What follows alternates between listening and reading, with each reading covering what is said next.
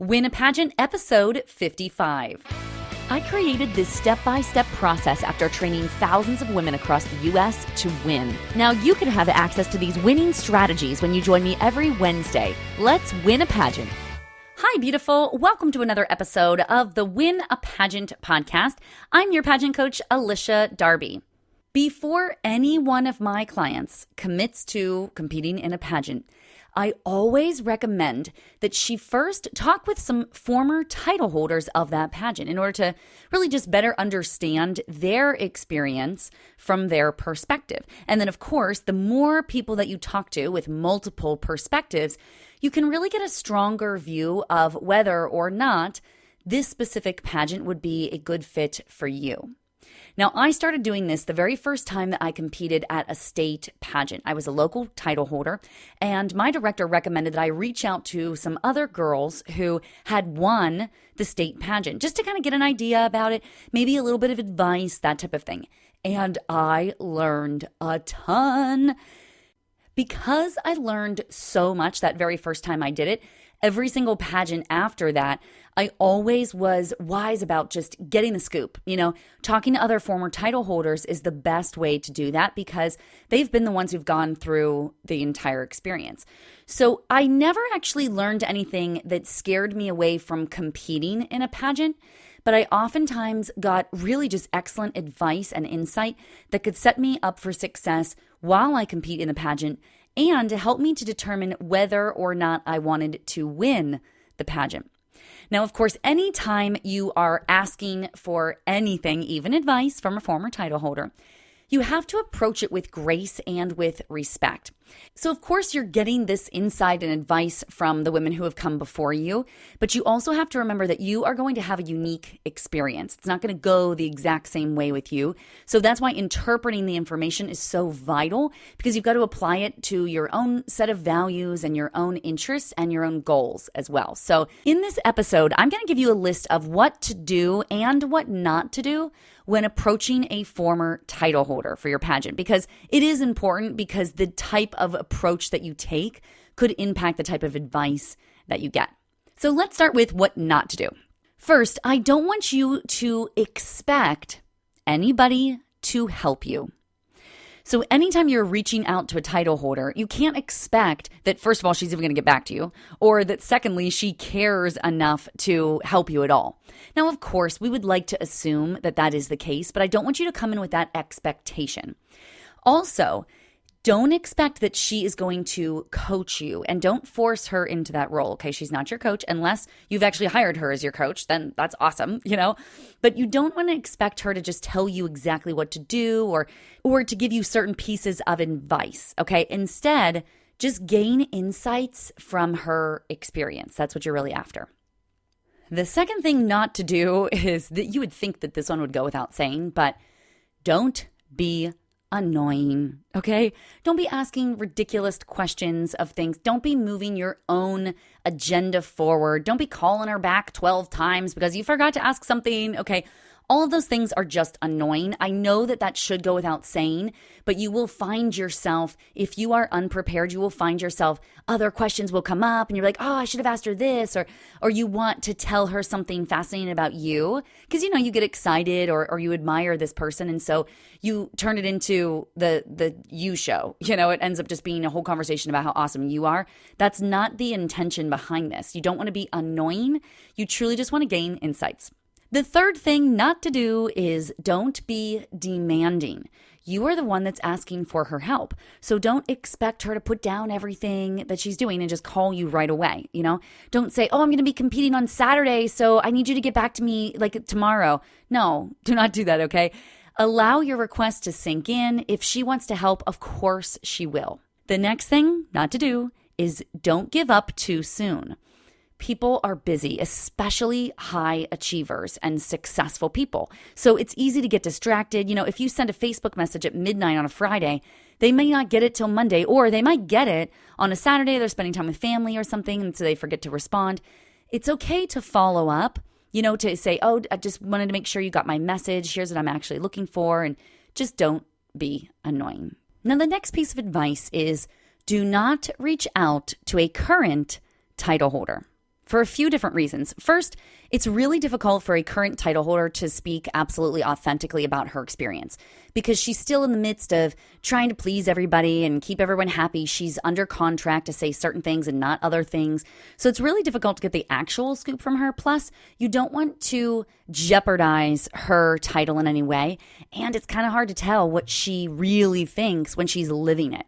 It's way easier to talk to a former title holder because you actually get the real scoop. Now, the final piece of what not to do, again, seems very obvious, but you would not believe how many times people violate confidentiality. Do not repeat what you are told. If somebody shares something with you from their truth, a very real place about how they are experiencing their title or what they're advising you for or against, remember that it's coming from their perspective, so it's not going to be everybody's experience. It might not even be your experience if you were to step into the role in the future. But you also don't want to violate that confidentiality that they set for you. Okay, so now you've got some insights on what not to do. Now let me give you the real deal of what you should do. The first thing that you do before you even reach out to a title holder is you've got to determine your deal breakers. So please do not just enter a pageant and say, well, whatever happens, happens, okay? You would not just take any job that you were offered. You would want to explore the benefits, the challenges. Your deal makers could be something like the type of director that you want to work with or like the spirit that they bring to the pageant. Maybe you're considering the amount of financial support that's provided or the travel opportunities. Maybe you're considering what is the level of platform support that you're given by receiving this title or scholarship dollars. It could even come down to the level of ridiculousness of the contract that you are being asked to sign. So all of those things could be real deal breakers. You want to consider what are your values and your morals and your current responsibilities in your life. And then if you were to take on this title, how would they conflict or benefit one another? The next thing you got to do is your research. Okay, so get to know not just the pageant, but also the woman that you're going to be reaching out to, the former title holder. Get to know her through everything that she's posting online. Try to understand her platform. If you've got her pageant DVD, watch that. Try to get as much information on your own before you reach out to somebody. You want to show up informed so that you can approach it from a really professional standpoint. The next thing you got to do is introduce yourself. Okay, so don't just expect her to know what you're talking about, especially if she's competed in many different pageants. You can't just reference the pageant that you won. You have to be somewhat more specific. Explain that your real intentions, be clear about that. Don't act like you aren't going to be competing or you've considered competing, Don't pretend like you've got a mutual friend or something wacky like that. Just be very honest, say, hey, this is the first time I'm ever competing in this pageant. I recognize you as someone that I admire and that I admire and have had a lot of great success in the pageant. So I would love to pick your brain. I've got about 5 questions to ask. I would love your insights to help me know whether this pageant is fit for me or not. That would be a great script to use for your first reach out. Now, the next thing you want to do is ask thoughtful questions. So you want to come prepared with a list of at least 5 great questions. My very first episode of Win a Pageant has 5 great questions that you could come prepared to ask a former title holder. You can get those at winapageant.com/1, just the numeral 1. And you really just want to be mindful of these because you don't want to ask the same thing in a zillion different ways, okay? You really want to get to the gist of your deal breakers. The next thing you want to do is take notes.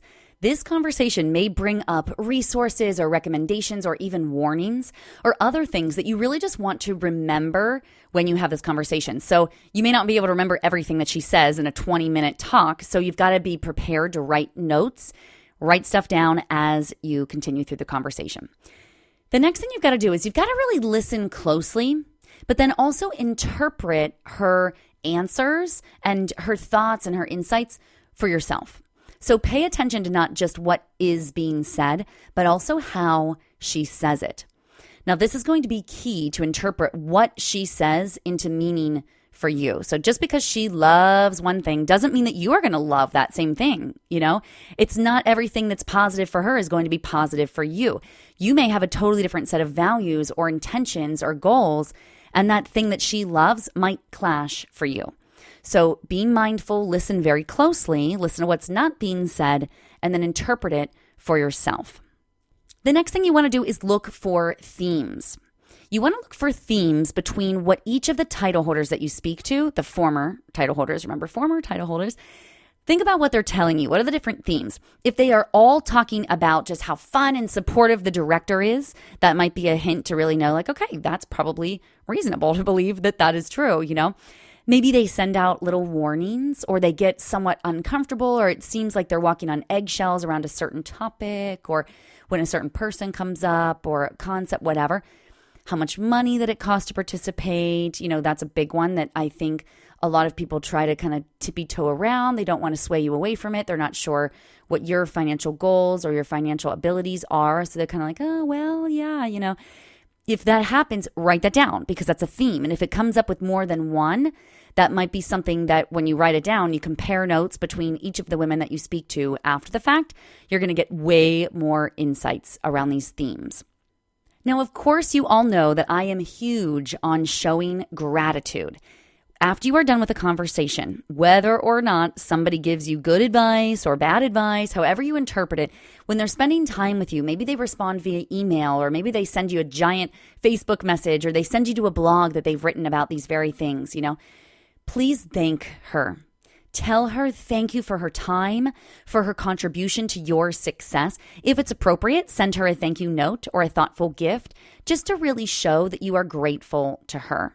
Now, a really great way to practice this idea of listening closely, interpreting things, looking for themes, all of that, is by listening to several of the podcasts that I've done interview style with former title holders. You'll see women who represent the Mrs. America pageant, the USA pageant, among others. And it's a great way to just really hone your skills for this. I'll put the links to each of those in the show notes. I'll also give you a link to episode number 1 that has all of that information about the questions that I'm recommending that you ask a title holder. Now it's time for you to take action. Here's your challenge. In the next 24 hours, I want you to reach out to one former title holder of a pageant that you're considering competing in. Even if you're not signed up for it yet or anything like that, if you are signed up, even better, or excuse to actually go out and do this the next 24 hours. I want you to follow the steps to be sure that you are respectful in your approach and that you get the right information that you can actually apply to your lived experience. And that, ladies, is how you win a pageant. Thank you so much for joining me today, and I'll see you next Win a Pageant Wednesday.